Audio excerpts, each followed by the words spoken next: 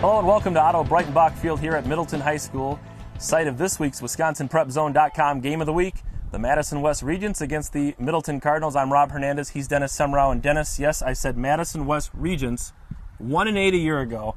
They win the big showdown game for the clipboard last week against Madison Memorial, and now right back into the showdown fires against the Middleton Cardinals. How about those Regents? Alex Brown wins the shootout of quarterbacks with Joe Ferguson and Madison Memorial, 28-27 last week. You got to make those extra points. You miss one, sometimes you got to go for two. You don't get that, and you get caught up in that trap. And Memorial missed 4 last week. It ends up costing them a game. What for West? I mean, what's been the secret to their success, and how do you explain going from 1-8 to now atop the conference with Middleton and Sun Prairie at 3-0? I mean, they've already more than tripled last year's. They tripled last year's win output, and now they get into another big game showdown with one of the true heavyweights. They don't have Sun Prairie on the schedule this year. This is one of 2 really big games for West, Verona being the other, that they have to win to validate and to obviously stay in the race. But how do you explain this? Senior class, it's always a group of seniors. It's a Big 8, that's the kind of league it is. You got a senior quarterback, Aiden McNamara, an offensive lineman who's been paying his dues, kind of moved around to now he's in a position of leadership. And you can never discount the fact we're dealing with 16, 17, 18-year-old kids, and on any given day, anybody can beat anybody. Now, the Middleton Cardinals, this game starts a very pivotal stretch for them. They've got the Regents this week, then they're at Verona, then they come home in 2 weeks against Sun Prairie. In a nutshell, that season is boiled down to 3 really important weeks. Well, they've broken in a new quarterback, Luke Schaefer Jr., 3-sport athlete. Yep. Javarius Rockmore has had a great start. He's averaging 10 yards a carry, 8 touchdowns through 3 games. And defensively, what can you say, Tom Sabalka, the defensive coordinator, retired from teaching. He's got full time just to work on his defense. They've held, I think it's 105-20 first 3 games, outscored the opposition. He's breaking down film morning, noon, and night, and they are the best prepared team in the Big 8 defensively, and they've come out and shown it.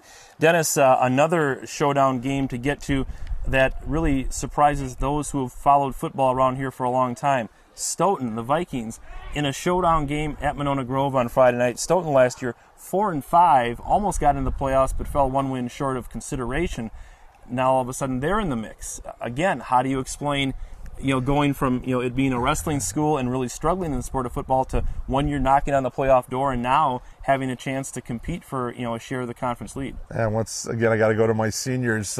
Last year they got close. A lot of juniors got to play, a lot of underclassmen. Tony Volk, starting quarterback 2 year. Another Gerber, Ben Gerber this time. They hooked up 4 times on, Ben's a running back, but 4 times out of the backfield for touchdown passes, including last week a 15-yarder with 1:05 to play. They beat Milton 13-10. That's a signature win. Milton's a very good program. They struggled the last year or two putting up the wins, but if you can put that in your W column, that's a good one for them. Jesse Nelson's been playing very well on the defensive line. They have 4 returning offensive linemen, all seniors. And again, you kind of feel for a team like Stoughton that's been kind of struggling for a while with their football program, but they're going up against a Monona Grove team, which escaped last week with a big win. They needed 4 straight incompletions from Fort on the 20 to hold off the Blackhawks, another very good team that's 1-2, but they don't look like a 1-2 team. We'll hear from the Fort Atkinson Blackhawks again, but again, Stoughton and Monona Grove, 7 o'clock Friday night, one of many big games around the area. Dennis, skipping ahead to the Capital Conference, they're finally into conference play. We've got one of the big games, Poinette at Lake Mills. Lake Mills gets a field goal from their girl kicker, Becca Keller, last week. They win a ball game late, but the one that I'm interested in, New Glarus Monticello, with a new coach against Marshall, a team that has been up and down here in the first few weeks of the season. Marshall, Cambridge picked to finish 1-2 in the conference, but both struggled early on. How do you see the Capital Conference race shaping up, specifically that New Glarus Marshall game? That seems to be the big one on opening night for the Capital. Cardinals have just been dominant in the league over the last few years. So once you get that winning, the names change, but things seem the same.